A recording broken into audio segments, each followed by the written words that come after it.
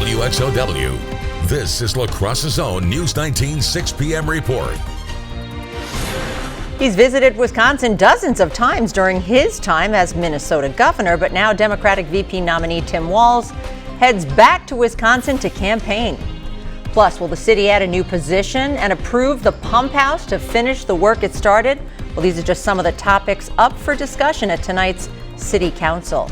Good evening, I'm Heather Armstrong. Well, it could be a somewhat historic night at La Crosse City Hall. That's where we find News 19's Chandler Brindley, where Chandler, the council, they could decide on that new position, right?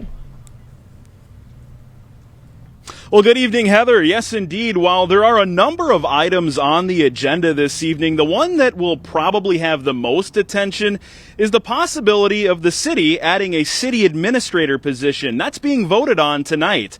This position would oversee the day-to-day roles of the city and would have professional knowledge associated with the position.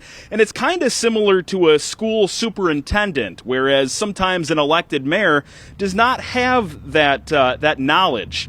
Another item being looked at tonight is a resolution to use ARPA funding to transition a La Crosse airport fire truck from AFFF foam, better known as PFAS foam, to F3 firefighting foam, which does not contain PFAS.